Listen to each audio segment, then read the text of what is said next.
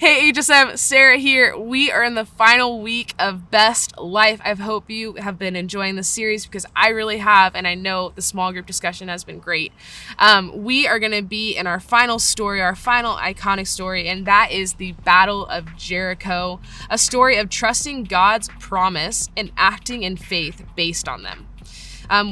Here's the deal. We've all had those head colds we simply can't get rid of, or the colds that can't go away, especially lately maybe.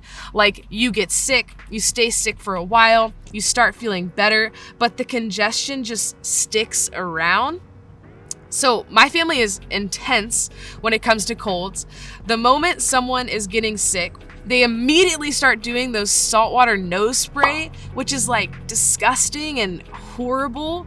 And so every time I would get sick growing up, I would actually resist that horrific saltwater nose spray because it's gross.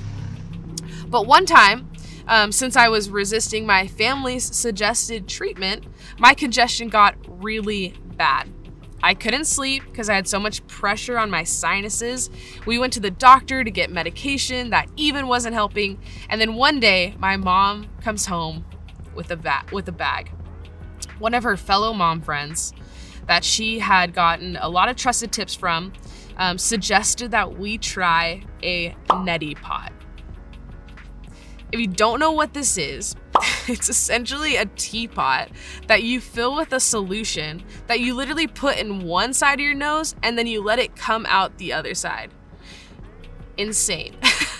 Obviously, I was not excited to try it, but because of me resisting the other family remedies and my plan of avoiding my cold wasn't working, I figured I would trust my mom and her friend who were promising that it would work.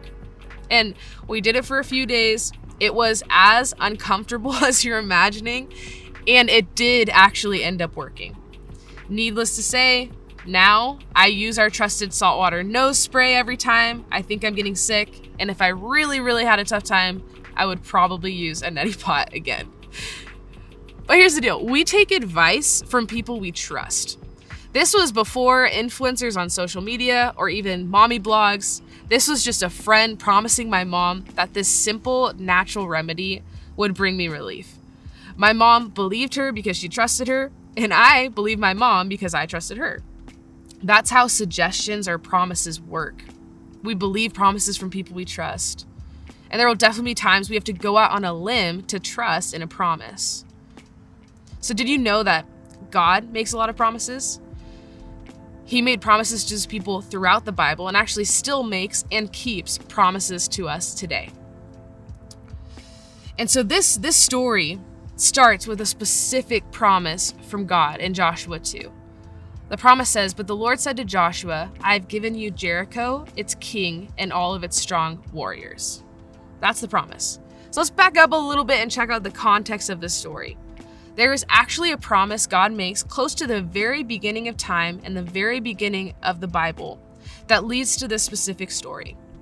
The promise we're focusing on today is the promise God makes to Abraham concerning the land for the Israelites. We see this promise in Genesis 15:18. It says, "On that day, the Lord made a covenant with Abraham," it's the same guy as Abraham, I know it's confusing, "saying, to your offspring, I give this land from the river of Egypt to the great river of Euphrates." And again, we see this promise in Genesis 17:8. It says, "And I will give to you and to your offspring after you the land of your sojournings, all the land of Canaan, for an everlasting possession, and I will be their God." So here we see the promise. We see how we're promised the land, and let's get to the story of Jericho to see how God comes through on this promise. The story of Jericho is the perfect story to show the partnership of promise and faith, because part of this land that God's promised to his people is the area of Jericho, and in this story, it's how they conquer that area that the Lord has promised. So in the story of the Battle of Jericho, it falls in the midst of this process. God's people traveling to and claiming the land he promised.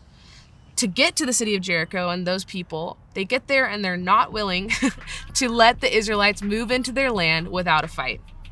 Like we mentioned a bit ago, God promises Joshua, the leaders of the Israelites, that they will win this battle, and then proceeds to tell them the plan on how to do that.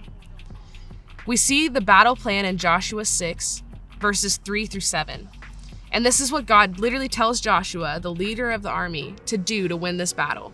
He says, "You and your fighting men should march around the town once a day for 6 days. 7 priests will walk ahead of the ark, each carrying a ram's horn. On the 7th day, you are to march around the town 7 times, with the priests blowing the horns. When you hear the priests give one long blast on the ram's horn, have all the people shout as loud as they can. Then the walls of the town will collapse, and the people can charge straight into the town." So Joshua called together the priests and said, "Take up the ark of the Lord's covenant and assign the 7 priests to walk around in front of it, each carrying a ram's horn."